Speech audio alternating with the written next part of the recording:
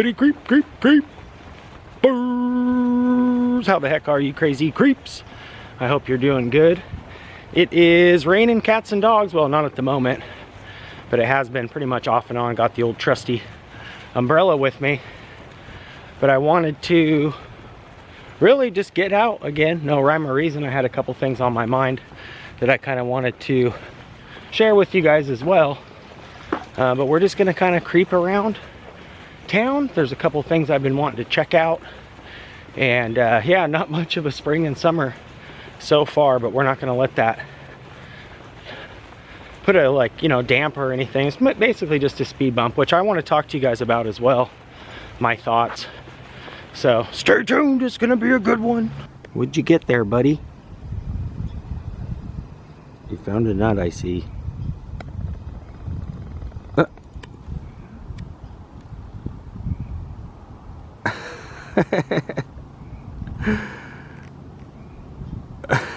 All right, see you later, Mr. Squirrel. Enjoy your peanut. My next thought I wanted to share with you guys as we're kind of just creeping through the back neighborhoods here is to, you know, plain and simple, keep going. Don't let things stop you, not just on YouTube but in life. The rain, the speed bumps is what I like to call them. They're just little mini, you know, mini obstacles. Sometimes they could be big, but you just gotta just push through. And it's easier said than done, especially here, you know, in Oregon. We've had a ton of rain. It's just been so hard to really get out unless I have the trusty with me. Probably my best investment this year was the umbrella.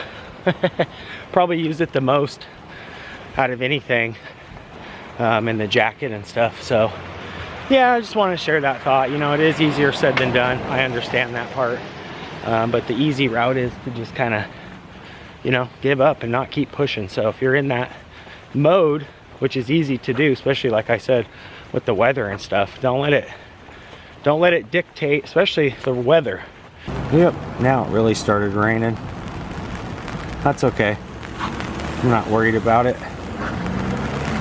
Like I said, whoa, oh yeah,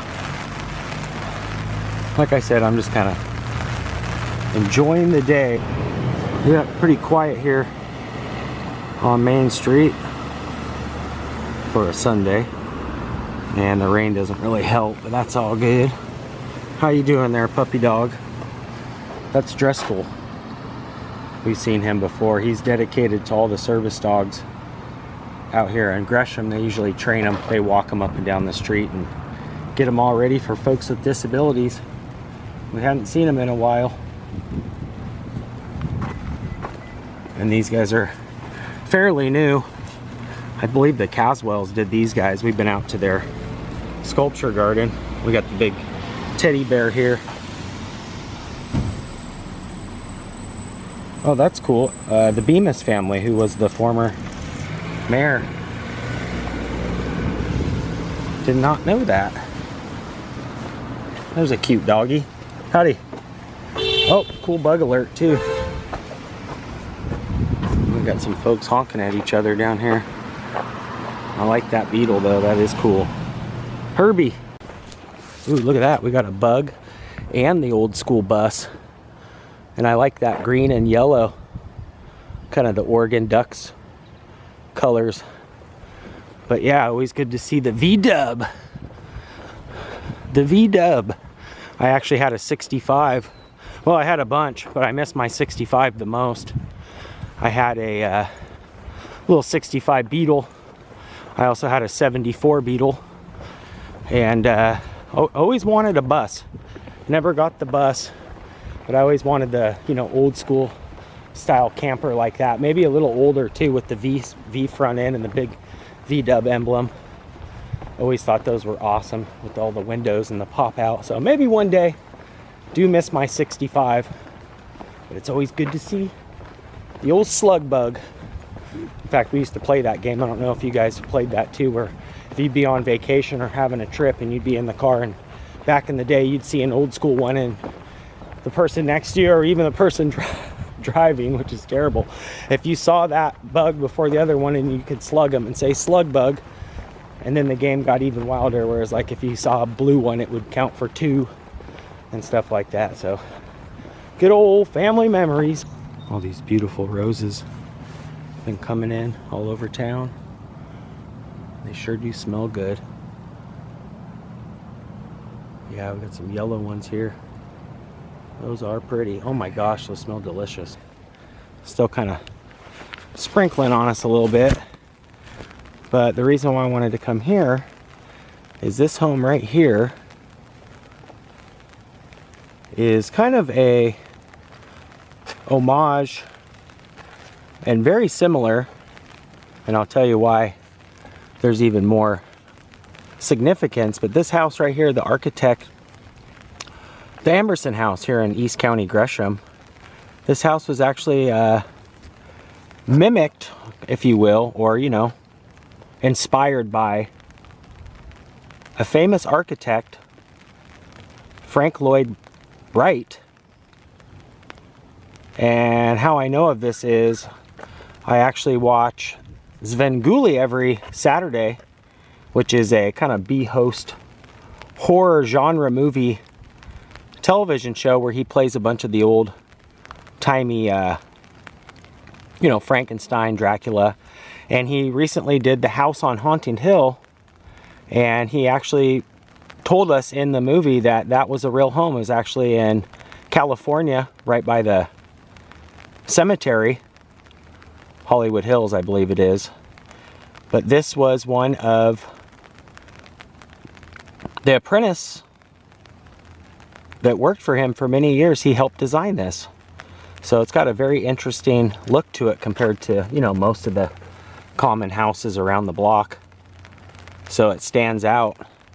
In fact, Frank's birthday is on the 4th of June, so I thought I'd swing by here as well. But this is a very significant house here, and they've even done us one better.